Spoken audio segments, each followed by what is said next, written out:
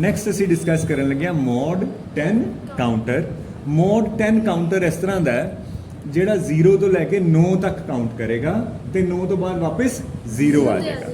ਠੀਕ ਹੈ, ਇਹਦੇ ਵਿੱਚ ਇਹ ਕਾਊਂਟਰ ਬੜਾ ਇੰਪੋਰਟੈਂਟ ਹੋ ਸਕਦਾ ਹੈ ਜੇ ਤੁਸੀਂ ਕੋਈ 10 ਦੀਆਂ ਚੀਜ਼ਾਂ ਗਿਣਨੀਆਂ ਹੋਣ 10 ਨਾਲ, ਜਿਸ ਤਰ੍ਹਾਂ ਕਿ 10 ਤੱਕ ਹੋ ਗਿਆ ਤੇ ਅੱਗੇ ਲੈ ਜਾਓ, ਡੈਸੀਮਲ ਸਿਸਟਮ 'ਚ ਉਹਦੀ ਕੋਈ ਕਾਊਂਟਿੰਗ ਕਰਨੀ ਹੋਏ, ਹੈ ਨਾ। ਜਾਂ ਤੁਸੀਂ ਮੰਨ ਲਓ ਕੋਈ ਘੜੀ ਬਣਾਉਣਾ ਚਾਹੁੰਦੇ ਹੋ, ਡਿਜੀਟਲ ਕਲੌਕ ਬਣਾਉਣਾ ਚਾਹੁੰਦੇ ਹੋ ਤੇ ਤੁਹਾਨੂੰ ਉਹਦੇ 'ਚ ਸ਼ਾਇਦ ਮੋਡ 60 ਕਾਊਂਟਰ ਚਾਹੀਦਾ ਹੋਏਗਾ ਜਿਹੜਾ 0 ਤੋਂ 59 ਤੇ ਜਾਏਗਾ ਤੇ 59 ਤੋਂ ਬਾਅਦ ਉਹ ਵਾਪਸ 0 ਹੋ ਜਾਏਗਾ ਤੇ ਅਗਲਾ ਕਾਊਂਟਰ ਜਿਹੜਾ ਉਹ 1 ਮਿੰਟ ਕਾਊਂਟ ਕਰ ਲੇਗਾ, ਇਜ਼ਨਟ ਇਟ। ਜਾਂ ਮੋਡ 12 ਕਾਊਂਟਰ, ਮੋਡ 24 ਕਾਊਂਟਰ, ਜਾਂ ਇਸ ਤਰ੍ਹਾਂ ਦੇ ਕੋਈ ਵੀ ਕਾਊਂਟਰ ਹੋ ਸਕਦੇ ਆ, ਹੈ ਨਾ। ਤਾਂ ਮੋਡ 10 ਜਸਟ ਇੱਕ ਉਹਦੀ ਮੋਸਟ ਪਪੂਲਰ ਕੈਟਾਗਰੀ ਬਣ ਗਿਆ ਮੋਡ 10 ਕਾਊਂਟਰ। ਪੇਪਰ 'ਚ ਕੋਈ ਵੀ ਆ ਸਕਦਾ ਹੈ, ਮੋਡ 12, ਮੋਡ 24, ਮੋਡ 59, ਮੋਡ 60, ਜਿਹੜਾ ਵੀ ਤੁਸੀਂ ਬਣਾਉਣਾ ਚਾਹੋ। ਠੀਕ ਹੈ ਜੀ, ਪਰ ਇਹਦੇ ਤੋਂ ਹੀ ਅਸੀਂ ਕੋਈ ਵੀ ਬਣਾ ਲਾਂਗੇ ਇਸੇ ਪ੍ਰੋਸੈਸ ਨਾਲ। ਤਾਂ ਮੋਡ 10 ਕਾਊਂਟਰ ਮੈਂ ਰਿਪਲ ਕਾਊਂਟਰਸ ਨੂੰ ਯੂਜ਼ ਕਰਕੇ ਬਣਾ ਰਿਹਾ। ਸੇਮ ਚੀਜ਼ ਅਸੀਂ ਸਿੰਕਰਨਸ ਕਾਊਂਟਰ 'ਚ ਵੀ ਕਰ ਸਕਦੇ ਹਾਂ, ਕੋਈ ਫਰਕ ਨਹੀਂ ਹੈਗਾ। ਤਾਂ ਪ੍ਰੋਸੈਸ ਸਿਰਫ ਇਹ ਹੈ ਕਿ ਮੇਰੇ ਕੋਲ 0 ਤੋਂ 1 ਤੋਂ 2 ਤੋਂ 3 ਤੋਂ 4 ਤੋਂ 7 ਤੋਂ 8 ਤੋਂ 9 ਤੋਂ ਬਾਅਦ ਇਹ 0 ਆਣਾ ਚਾਹੀਦਾ, ਹੈ ਨਾ।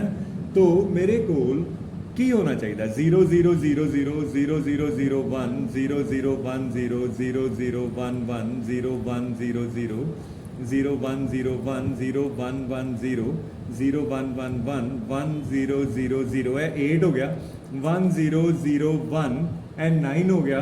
ਤੇ ਫਿਰ ਮੇਰੇ ਕੋਲ ਪਹਿਲੀ ਵਾਰੀ ਇੱਥੇ 10 ਤੇ ਕੀ ਆਏਗਾ? 1 0 1 0। ਇਹ ਪਹਿਲੀ ਇਹੋ ਜਿਹੀ ਸਿਚੁਏਸ਼ਨ ਹੈ। ਇਹ Q3 ਹੈ, Q2 ਹੈ, Q1 ਹੈ, Q0 ਹੈ। ਕੇਅਰਫੁਲੀ ਦੇਖਣਾ ਕਿ ਇਹ ਪਹਿਲੀ ਇਹੋ ਜਿਹੀ ਸਿਚੁਏਸ਼ਨ ਹੈ ਜਿੱਥੇ Q3 ਤੇ Q1 ਦੋਨੋਂ ਇਕੱਠੇ 1 ਹੋ ਗਏ। ਇਸ ਤੋਂ ਪਹਿਲੇ ਇਹ ਦੋਨੋਂ ਇਕੱਠੇ 1 ਕਿਤੇ ਨਹੀਂ ਹੈਗੇ ਸੀ। Q3 ਤੇ ਇਸ ਤੋਂ ਪਹਿਲੇ 1 ਹੈ ਹੀ ਨਹੀਂ ਸੀ, ਇੱਥੇ ਜਾ ਕੇ 1 ਹੋਇਆ।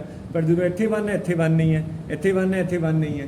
10 1 0 1 0 ਡੈਸੀਮਲ ਦਾ 10 ਉਹ ਪਹਿਲੀ ਸਿਚੁਏਸ਼ਨ ਹੈ ਬਾਈਨਰੀ 'ਚ ਜਿੱਥੇ Q3 ਤੇ Q1 ਦੋਨੋਂ ਇਕੱਠੇ 1 ਹੋ ਰਹੇ। ਬਸ ਇੰਨੀ ਕੁ ਕਹਾਣੀ ਨੂੰ ਅਸੀਂ ਯੂਜ਼ ਕਰ ਲੈਣਾ ਸਰਕਟ ਡਿਜ਼ਾਈਨ ਕਰਨ ਲਈ, ਜ਼ਿਆਦਾ ਔਖੀ ਗੱਲ ਨਹੀਂ ਹੈ। ਇਹ ਜੀ ਮੇਰੇ ਕੋਲ JK3। ਪਹਿਲੇ ਮੋਡ 10 ਭੁੱਲ ਜਾਓ ਤੇ ਸਿੰਪਲ ਇੱਕ ਰਿਪਲ ਕਾਊਂਟਰ ਬਣਾ ਦਿਓ। ਰਿਪਲ ਕਾਊਂਟਰ ਬਣਾ ਸਕਦੇ ਹੋ? ਬਣਾ ਸਕਦੇ ਹਾਂ ਜੀ। ਕਿਸ ਤਰ੍ਹਾਂ? ਨੈਗੇਟਿਵਲੀ ਕਲੌਕਡ JK ਫਲਿਪ ਫਲੌਪ ਸਾਰਿਆਂ ਤੇ ਲਿਖ ਦੇਣਾ, JK0 JK0 JK1। ਇਸ ਤਰ੍ਹਾਂ ਮੈਂ ਨਹੀਂ ਲਿਖ ਰਿਹਾ, ਠੀਕ ਹੈ। ਸਾਰਿਆਂ ਦੀ J ਤੇ K ਲਾਈਨ ਇਕੱਠੀ ਕਾਮਨ ਕਰਕੇ ਜੋੜ ਦੇਣੀ ਹੈ। ਉਹਨੂੰ ਕੀ ਕਹਿਣਾ ਹੈ? ਕਾਊਂਟ ਲਾਈਨ ਕਹਿ ਦੇਣਾ ਹੈ। ਇਹ ਲਓ ਜੀ, ਕਾਊਂਟ ਲਾਈਨ ਹੋ ਗਈ, ਹੈ ਨਾ। ਪਹਿਲੇ ਵਾਲੇ ਨੂੰ ਪਲਸ ਫੀਡ ਕਰ ਦੇਣੀ ਹੈ। ਲੋ ਭਰਾ ਜੀ, ਪਲਸ ਲੈ ਲਓ, ਠੀਕ ਹੈ। ਇੱਕ ਦੀ ਆਊਟਪੁੱਟ Q0 ਕਿਹਦੇ ਕੋਲ ਜਾਏਗੀ? ਦੂਸਰੇ ਦੀ ਪਲਸ ਬਣਾ ਦੇਣੀ ਹੈ। ਦੂਸਰੇ ਦੀ ਆਊਟਪੁੱਟ Q1 ਇੱਥੇ ਪਲਸ ਬਣ ਗਈ, ਕਲੌਕ ਟਰਨਲ ਇਹਦੇ ਕੋਲ ਚਲੀ ਗਈ Q2 ਤੇ ਇੱਥੇ ਆ ਗਿਆ Q3। ਇਹ ਨਾਰਮਲ ਰਿਪਲ ਕਾਊਂਟਰ ਹੈ। ਇਹ ਕਾਊਂਟ ਕਰੀ ਚੱਲੇਗਾ 0 0 0 0 ਤੋਂ ਲੈ ਕੇ 1 0 1 1 ਤੱਕ। ਜਦੋਂ ਇੱਥੋਂ ਆ ਗਿਆ, ਇਸ ਤੋਂ ਅੱਗੇ ਮੈਂ ਚਾਹਨਾ ਕਿ 1 0 1 0 ਨਾ ਆਏ, ਕੀ ਆ ਜੇ? ਇਸ ਤੋਂ ਬਾਅਦ ਇਹ ਆ ਜੇ। ਮੈਂ ਚਾਹਨਾ ਕਿ 1 0 1 0 ਦੀ ਥਾਂ ਤੇ ਕੀ ਆ ਜੇ? 0 0 0 0 ਆ ਜੇ। ਯਾਨੀ 0 ਤੋਂ ਲੈ ਕੇ 9 ਤੱਕ ਜਾਈਏ, 9 ਤੋਂ ਬਾਅਦ 10 ਨਾ ਆਏ, 9 ਤੋਂ ਬਾਅਦ 0 ਆ ਜੇ। ਇਹ ਮੇਰੀ ਰਿਕੁਆਇਰਮੈਂਟ ਹੈ ਨਾ। ਤੇ ਜਦੋਂ 10 ਆਏਗਾ ਉਦੋਂ ਮੇਰੇ ਕੋਲ Q1 ਤੇ Q3 ਦੋਨੋਂ 1 ਹੋਣਗੇ। ਦੇਖੋ ਕੀ ਕੀਤਾ, ਇੱਥੋਂ Q3 ਚੁੱਕਿਆ, ਇੱਥੋਂ Q1 ਚੁੱਕਿਆ, ਦੋਨਾਂ ਨੂੰ ਇੱਕ ਐਂਡ ਗੇਟ ਨਾਲ ਜੋੜਤਾ। ਇਹਦਾ ਮਤਲਬ ਹੈ ਕਿ ਉਹ ਪਹਿਲੀ ਸਿਚੁਏਸ਼ਨ ਹੈ ਜਿੱਥੇ ਇਹ ਦੋਨੋਂ 1 ਹੋਏ ਤੇ ਇੱਥੇ ਆਊਟਪੁੱਟ 1 ਆਈ, ਹੈ ਨਾ। ਕਲੀਅਰ ਲਾਈਨ ਤੁਸੀਂ ਦੇਖਿਆ ਮੈਂ ਇਹਨਾਂ ਨਾਲ ਜੋੜੀ ਨਹੀਂ, ਮੈਂ ਹਾਲੇ ਤੱਕ ਕਲੀਅਰ ਲਾਈਨ ਨਹੀਂ ਸੀ ਜੋੜੀ। ਮੈਂ ਪਤਾ ਕੀ ਕੀਤਾ, ਮੈਂ ਕਿਹਾ ਮੈਨੂੰ 0 0 0 0 ਚਾਹੀਦਾ ਨਾ, ਤਾਂ ਇਹ 0 0 0 0 ਮੈਂ ਕਲੀਅਰ ਲਾਈਨ ਤੋਂ ਲਿਆ ਸਕਦਾ ਨਾ। ਪਤਾ ਕੀ ਕੀਤਾ, ਇਹ ਇੱਥੋਂ ਚੁੱਕ ਕੇ ਇੱਕ ਨੋਰ ਗੇਟ ਨੂੰ ਦੇ ਦਿੱਤੀ।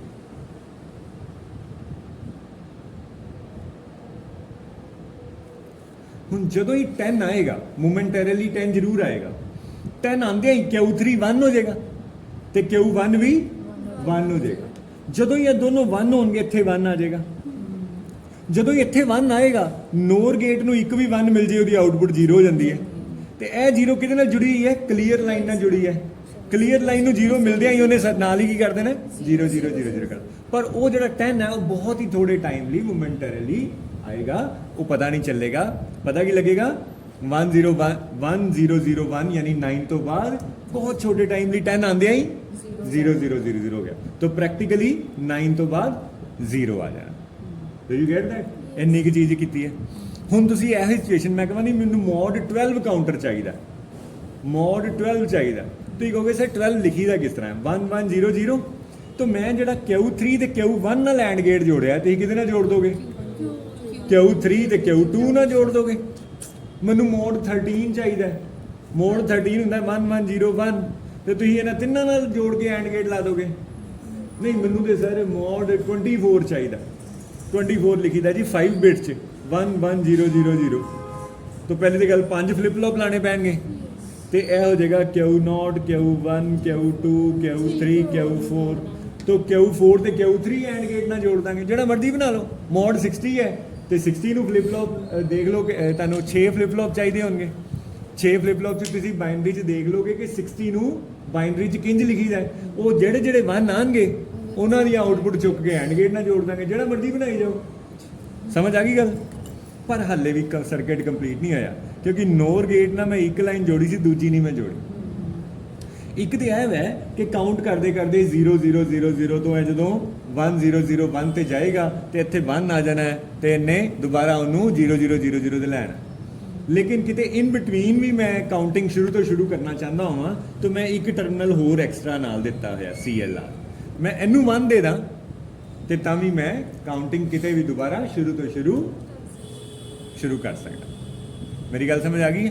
ਇਹ ਕਲੀਅਰ ਲਾਈਨ। ਮੰਨ ਲਓ ਕਿ ਇੱਧਰ ਹਲੇ ਮੈਂ 7 ਤੇ ਹੀ ਪਹੁੰਚਿਆ, ਲੇਕਿਨ ਮੈਂ ਕਹਿੰਦਾ ਨਹੀਂ, ਮੈਂ ਕਾਊਂਟਿੰਗ ਰੀਫਰੈਸ਼ ਕਰਨੀ ਹੈ, ਦੁਬਾਰਾ 0 0 ਤੋਂ ਕਰਨੀ। ਫਿਰ ਮੈਂ ਇੱਥੇ ਕਲੀਅਰ ਨੂੰ 1 ਦੇ ਦਾਂਗਾ, ਇਹਨੂੰ 1 ਮਿਲੇਗਾ ਤਾਂ ਵੀ ਇੱਥੇ 0 ਆ ਜਾਏਗਾ, ਕਿਉਂਕਿ ਨੋਰ ਗੇਟ ਨੂੰ ਇੱਕ ਵੀ 1 ਮਿਲ ਗਿਆ ਤੇ ਇੱਥੇ 0 ਆ ਜਾਣਾ। ਇੱਥੇ 0 ਆਉਂਦਿਆਂ ਹੀ ਇਹਨੇ ਕਲੀਅਰ ਨੂੰ 0 0 0 0 ਮਿਲ ਗਿਆ ਤੇ ਕਾਊਂਟਿੰਗ ਸ਼ੁਰੂ ਤੋਂ ਸ਼ੁਰੂ ਸਟਾਰਟ। ਡਨ। ਤੁਸੀਂ mode 10 mode 12 mode 24 mode 60 counter ਬਣਾ ਸਕਦੇ ਹੋ। ਇਹ ਸਾਰਾ ਕੁਝ ਮੈਂ ਰਿਪਲ ਕਾਊਂਟਰ ਨਾਲ ਕੀਤਾ, ਇਹੋ ਹੀ ਸਾਰਾ ਕੁਝ ਸਿੰਕਰਨਸ ਕਾਊਂਟਰ ਨਾਲ ਵੀ ਕੀਤਾ ਜਾਏਗਾ। ਤੁਸੀਂ ਦੇਖੋ ਰਿਪਲ ਕਾਊਂਟਰ ਨੂੰ ਤੇ ਮੈਂ ਛੇੜਿਆ ਹੀ ਨਹੀਂ, ਉਹਦੇ ਸੇਮ ਹੀ ਰਿਹਾ ਨਾ। ਤੇ ਜੋ ਮੈਂ ਸਿੰਕਰਨਸ ਕਾਊਂਟਰ ਬਣਾ ਦਾਂਗਾ ਉਹਨੂੰ ਵੀ ਤੁਸੀਂ ਛੇੜੋਗੇ ਨਹੀਂ। ਐਡੀਸ਼ਨਲ ਸਰਕਿਟਰੀ ਜਿਹੜੀ ਐਡ ਕੀਤੀ ਹੈ ਉਹ ਤੇ ਸਿਰਫ ਥੱਲੇ ਵਾਲੀ ਇਹ ਚੀਜ਼ ਹੈ, ਇਹ ਉਹਦੇ ਤੇ ਵੀ ਲਾ ਸਕਦੇ ਹੋ। ਡਨ। ਓਕੇ ਬੇਟਾ ਜੀ, ਨੈਕਸਟ ਆਪਾਂ ਸਟਾਰਟ ਕਰਦੇ ਹਾਂ ਡਾਊਨ ਕਾਊਂਟਰ। ਡਾਊਨ ਕਾਊਂਟਰ 'ਚ ਕੁਝ ਨਵਾਂ ਨਹੀਂ ਹੈ, ਉਹ ਹੀ ਰਿਪਲ ਕਾਊਂਟਰ ਮੈਂ ਬਣਾਉਂਗਾ। किस तरह 4 JK फ्लिप फ्लॉप। जरा मैं जल्दी जल्दी समझाना की करा मैं ਇਹਦੇ ਚ। नेगेटिव क्लॉक्स, मैं JK नॉट JK 1 JK 3 ठीक है।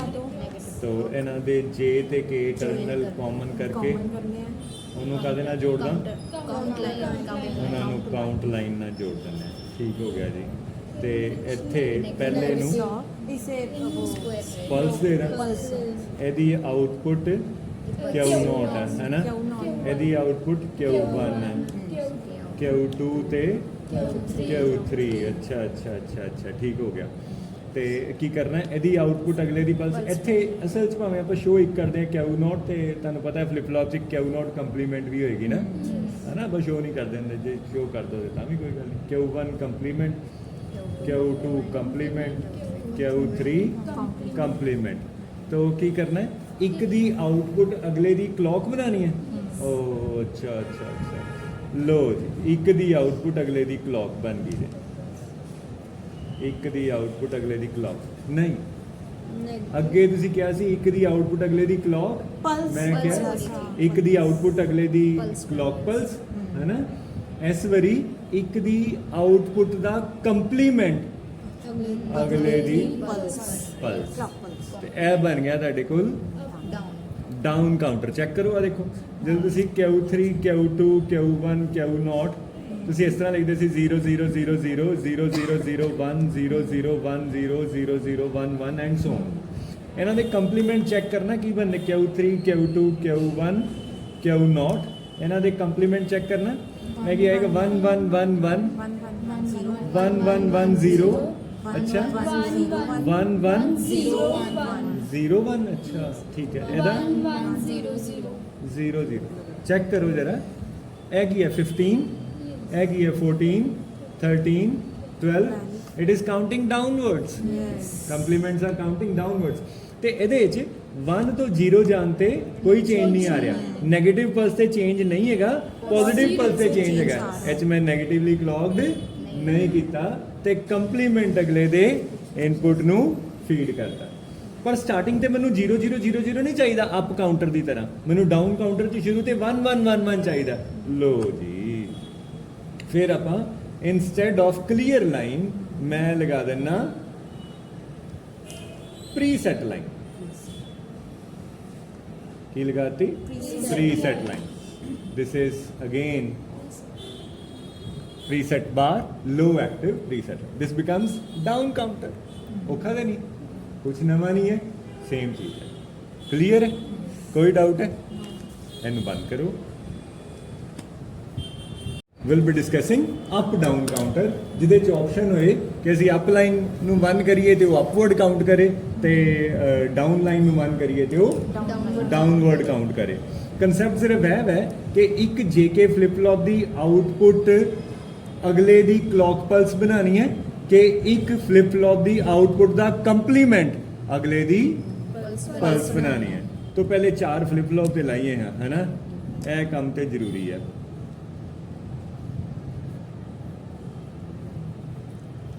4 ਫਲਿਪ ਫਲॉप ਲਾਤੇ ਜੇ ਠੀਕ ਹੈ ਇਹ 4 ਫਲਿਪ ਫਲॉप ਨੂੰ ਅਸੀਂ ਇਹਨਾਂ ਦੇ J ਤੇ K ਤੇ ਆਪਾਂ ਹਾਈ ਕਰ ਹੀ ਦਿੰਨੇ ਆ ਪਹਿਲੇ ਇਹਨਾਂ ਦਾ ਝਗੜਾ ਮੁਕਾਈਏ J ਤੇ K ਕਾਮਨ ਕਰਕੇ ਅਸੀਂ ਹਾਈ ਕਰ ਦਿੰਨੇ ਆ ਹੈ ਨਾ ਉਸ ਤੋਂ ਬਾਅਦ ਇਹਨੂੰ ਨੀਚੇ ਵਾਲੀ ਸਾਈਡ ਤੇ ਅਸੀਂ ਕਲੀਅਰ ਲਾਈਨ ਅਟੈਚ ਕਰ ਦਿੰਨੇ ਆ ਤੇ ਉੱਪਰ ਵਾਲੇ ਸਾਈਡ ਤੇ ਅਸੀਂ ਇੱਕ ਪ੍ਰੀਸੈਟ ਲਾਈਨ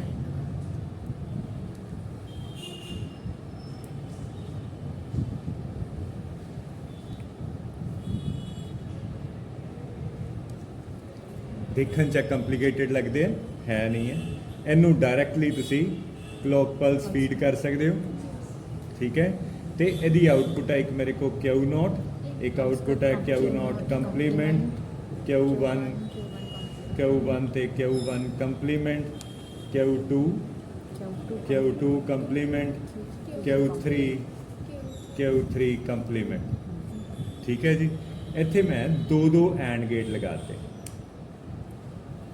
ਦੋ ਐਂਡ ਗੇਟ ਇੱਕ ਹੋਰ ਗੇਟ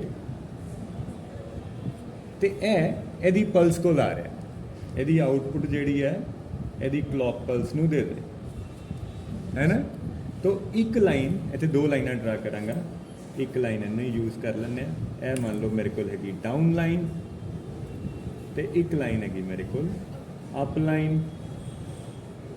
ਲਾਈਨ ਦਾ ਕੰਪਲੀਮੈਂਟ ਹੀ ਡਾਊਨ ਲਾਈਨ ਹੈ ਜਾਂ ਅਪ ਕਰਨਾ ਜਾਂ ਡਾਊਨ ਕਰਨਾ ਤੇ ਜੇ ਕਾਊਂਟਿੰਗ ਬੰਦ ਕਰਨੀ ਹੈ ਤੇ ਫਿਰ ਅਕਾਊਂਟ ਲਾਈਨ ਨੂੰ ਬੰਦ ਕਰ ਦਾਂਗੇ ਇਹ ਕਾਊਂਟ ਲਾਈਨ ਸੀ ਹੈ ਨਾ ਇਹ ਮੇਰੇ ਕੋਲ ਪ੍ਰੀਸੈਟ ਲਾਈਨ ਹੈ ਇਹ ਲੋ ਐਕਟਿਵ ਚੱਲਦੀਆਂ ਪਈਆਂ ਠੀਕ ਹੈ ਹਰ ਫਲਿਪ ਫਲॉप ਲਈ ਦੋ ਐਂਡ ਗੇਟ ਲੱਗਣੇ ਆ ਇਹਦੇ ਨਾਲ ਜੋੜ ਦਈਏ ਤੇ ਇਹ ਕਿਹਦੇ ਕੋਲ ਜਾਏਗਾ ਇਹਦੀ ਕਲੌਕ ਕੋ ਚਲਾ ਜਾਏਗਾ ਇਸੇ ਤਰ੍ਹਾਂ ਹੀ ਇੱਥੇ 2 ਐਂਡ ਗੇਟ ਲਗਾ ਦਈਏ ਇੱਕ ਹੋਰ ਗੇਟ ਲਗਾ ਦਈਏ ਤੇ ਇਹ ਆਊਟਪੁੱਟ ਇਹਦੀ ਕਲੌਕ ਕੋ ਚਲੀ ਜਾਏਗੀ ਤੇ ਇਹਨੇ ਤੇ ਹਰ ਵਾਰੀ ਚਾਹੇ ਅਪ ਹੈ ਚਾਹੇ ਡਾਊਨ ਹੈ ਇਹਨੇ ਟੌਗਲ ਕਰਨਾ ਹੀ ਕਰਨਾ ਤਾਂ ਇਹਨੂੰ ਲਗਾਉਣ ਦੀ ਲੋੜ ਨਹੀਂ ਹੈ ਇੱਕ ਗੇਟ ਜਿਹੜਾ ਅਸੀਂ ਅਪ ਲਾਈਨ ਨਾਲ ਜੋੜ ਦਾਂਗੇ ਇੱਕ ਗੇਟ ਅਸੀਂ ਡਾਊਨ ਲਾਈਨ ਨਾਲ ਜੋੜ ਦਾਂਗੇ ਅਪ ਨਾ ਡਾਊਨ ਉਲਟਾ ਕਰ ਨਹੀਂ ਠੀਕ ਕੀਤਾ ਡਾਊਨ ਅਪ ਦੈਟਸ ਆਲ ਹੁਣ ਜਿਹੜੀ ਅਪ ਲਾਈਨ ਨਾਲ ਜੁੜਿਆ ਉਹਨੂੰ ਕੀ ਇੱਥੇ ਜੋੜ ਦੇਵਾਂ ਉੱਥੇ ਜੁੜਨਾ ਚਾਹੀਦਾ Q2 ਇੱਥੇ ਕੀ ਜੁੜਨਾ ਚਾਹੀਦਾ Q1 ਇੱਥੇ ਕੀ ਜੁੜਨਾ ਚਾਹੀਦਾ Q0 ਹੈ ਨਾ ਇਹਨਾਂ ਨੂੰ ਲਾਈਨਾਂ ਲਿਆ ਕੇ ਜੋੜਨ ਦੀ ਲੋੜ ਨਹੀਂ, ਕਿਉਂਕਿ ਨਹੀਂ ਤੇ otherwise it look too complicated, ਖਲੇਰਾ ਪੈ ਜਾਣਾ। ਠੀਕ ਹੈ, ਸਿਰਫ ਲਿਖ ਕੇ ਹੀ ਗੁਜ਼ਾਰਾ ਕਰ ਲੈਣੇ ਆਟੋਮੈਟਿਕਲੀ। ਇਹ Q2 ਲਿਖਿਆ ਹੈ, Q2 ਲਿਖਿਆ ਮਤਲਬ ਇਹਦੇ ਨਾਲ ਜੁੜੇ ਹੋਏ ਆ, ਹੈ ਨਾ। ਇਸੇ ਤਰ੍ਹਾਂ ਇਹਨੂੰ ਕੀ ਦੇਵਾਂ, Q2 ਕੰਪਲੀਮੈਂਟ, ਇਹਨੂੰ ਕੀ ਦੇਵਾਂ Q1 ਕੰਪਲੀਮੈਂਟ, ਇਹਨੂੰ ਕੀ ਦੇਵਾਂ Q0 complement. That's all. This becomes up down counter. Flip flops ਦੇ ਨਾਮ ਰੱਖ ਦਈਦੇ ਹੈ, ਪੇਪਰ 'ਚ ਐਕਸਪਲੇਨ ਕਰਨਾ ਆਸਾਨ ਹੋ ਜਾਂਦਾ ਹੈ ਜੇ K2 ਕੇ ਕਿਹਦੀ ਗੱਲ ਹੋ ਰਹੀ ਹੈ। ਇਸੇ ਤਰ੍ਹਾਂ ਐਂਡ ਗੇਟਸ ਦੇ ਵੀ ਨਾਮ ਰੱਖ ਸਕਦੇ ਹੋ, A0 A1 A2 B0 B1 B2। ਤੁਸੀਂ ਕਹਿ ਸਕਦੇ ਹੋ when the upline is high A0 A1 A2 are active, they are connected to the upline and to the output of the previous lower significant flip flop. The output generated by the combination of two AND gates and OR gates is fed to the clock terminal of the next higher significant flip flop। ऐसा लिख के case 1 case 2, case 1 जी करोगे up line is equal to 1, case 2 की करोगे up line is equal to 0, correspondingly down line is equal to 1। फिर यदि counting explain कर सकते। Is that okay? चाहे अप डाउन काउंटर आ जाए, चाहे ए वाला काउंटर आ जाए, डाउन कला आ जाए, ਜਦੋਂ ਵੀ ਪੇਪਰ ਚ ਆਏਗਾ ਤੁਸੀਂ ਫ੍ਰੀਕੁਐਂਸੀ ਡਿਵਾਈਡਰ ਸਰਕਟ ਦੇ ਤੌਰ ਤੇ ਟਾਈਮਿੰਗ ਡਾਇਗਰਾਮ ਬਣਾ ਕੇ ਹੀ ਐਕਸਪਲੇਨ ਕਰਨਾ ਹੈ। ਨੈਗੇਟਿਵ ਦੇ ਵੀ ਚੱਲ ਜਾਣਾ, ਨੈਗੇਟਿਵ ਦੇ ਵੀ ਚੱਲਣਾ, ਟੌਗਲਿੰਗ ਚਾਹੀਦੀ ਹੈ, ਨੈਗੇਟਿਵ ਦੇ ਵੀ ਚੱਲਣਾ, ਪੋਜ਼ਿਟਿਵ ਦੇ ਚੱਲਣਾ, ਦੋਨੋਂ ਦੇ ਚੱਲਣਾ, ਕਿਉਂਕਿ ਕਾਮਨ ਚਾਹੀਦਾ ਸੀ ਨਾ। ਇਹਦੇ ਚ ਪ੍ਰੀ ਸੈਟ ਹੈ ਤਾਂ ਮੈਨੂੰ ਸ਼ੁਰੂ ਦੇ 1 1 1 1 ਚਾਹੀਦਾ ਹੈ, ਤਾਂ ਮੈਂ ਕਲੀਅਰ ਲਾਈਨ ਲਗਾਈ ਨਹੀਂ। ਜਦੋਂ ਮੈਂ ਅਪ ਕਾਊਂਟਰ ਕੀਤਾ ਸੀ, ਜਿਹੜਾ ਨਾਰਮਲ ਰਿਪਲ ਕਾਊਂਟਰ ਸੀ, that was nothing but up counter, ਸ਼ੁਰੂ ਤੇ ਮੈਨੂੰ 0 0 0 0 ਚਾਹੀਦਾ ਸੀ, ਤੇ ਇਸ ਕਰਕੇ ਮੈਂ ਕਲੀਅਰ ਲਾਈਨ ਹੀ ਸਿਰਫ ਲਗਾਈ ਸੀ, ਪ੍ਰੀ ਸੈਟ ਨਹੀਂ ਲਗਾਈ ਸੀ। ਇਹਦੇ 'ਚ ਮੈਂ ਕਲੀਅਰ ਤੇ ਪ੍ਰੀ ਸੈਟ ਦੋਨੋਂ ਲਗਾਤੀ। ਇਹ ਕਿਉਂਕਿ ਉਹਦਾ ਕੰਪਲੀਮੈਂਟ, ਜੇ ਤੁਸੀਂ ਡਾਇਰੈਕਟਲੀ ਆਊਟਪੁੱਟ ਦੇਖਦੇ ਪਏ ਹੋ ਨਾ, ਤੇ ਇਹ ਡਾਇਰੈਕਟਲੀ ਆਊਟਪੁੱਟ ਦੇ ਕੰਪਲੀਮੈਂਟ ਹੈ। ਇਹ ਇਹਦੇ ਤੇ ਕੋਰਸਪੋਂਡਿੰਗਲੀ ਨੈਗੇਟਿਵ ਪਲਸ ਤੇ ਪੋਜ਼ਿਟਿਵ ਪਲਸ ਤੇ ਜਨਰੇਟ ਕਰਦੇ ਪਏ ਆ, ਠੀਕ ਹੈ।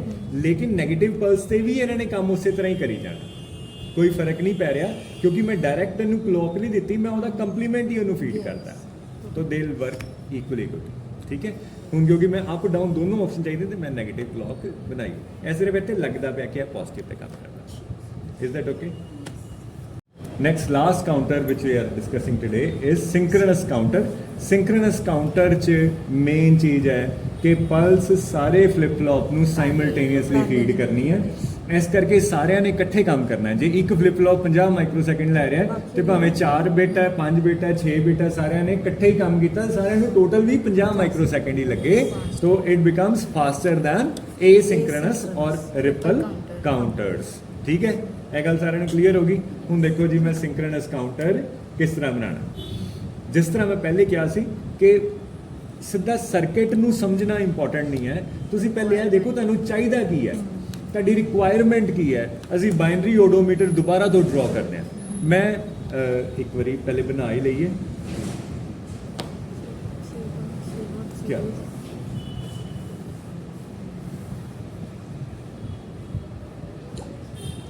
तो मैनू चाहिए 0 0 0 0 0 0 0 1 0 0 1 0 0 0 1 1 0 1 0 0 0 1 0 1 0 1 1 0 0 1 1 1 1 0 0 0 1 0 0 1 1 0 1 0 1 0 1 1 1 1 1 0 0 1 1 0 1 1 1 1 0 and 1 1 1 1 ਇਹੀ ਹੈ ਜੀ।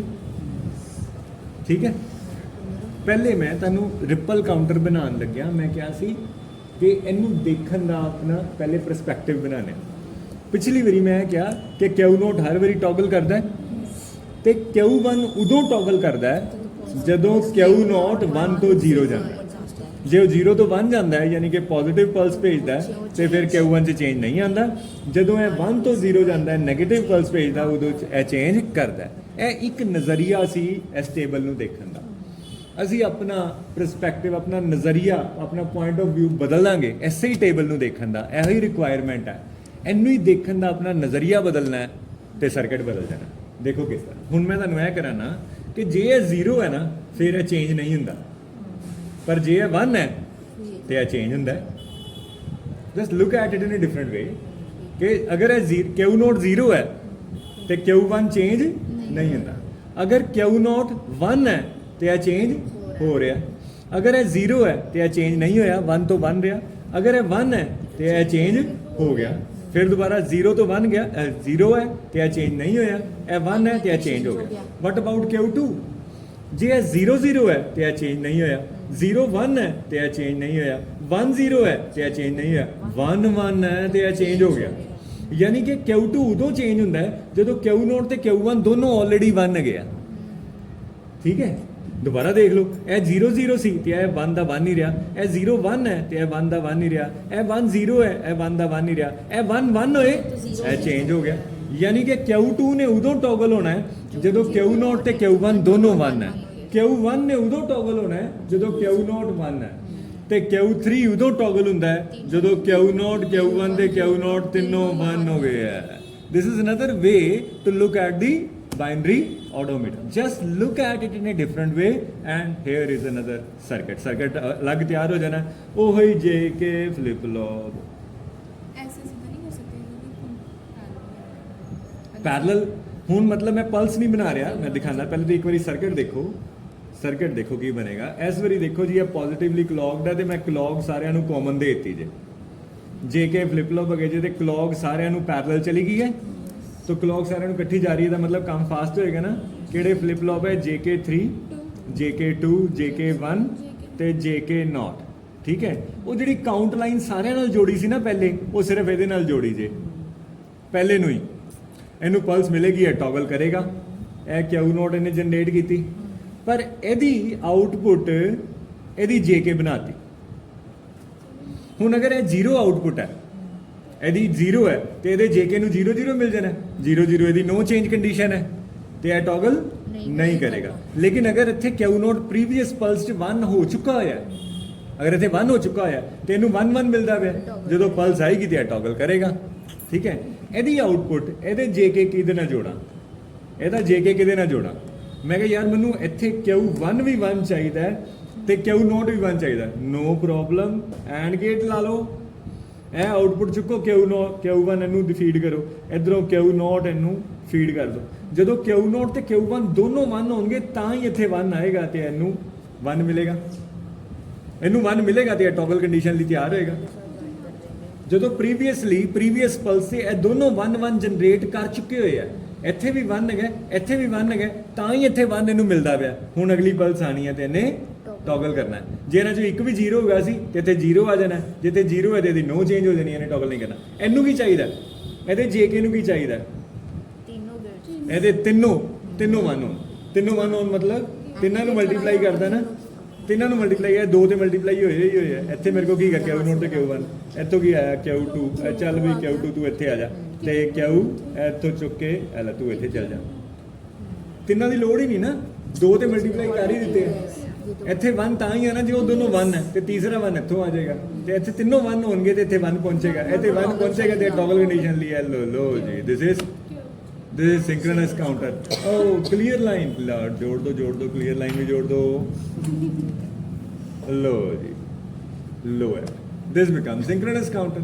You look at the table in a different way and you have got a different circuit.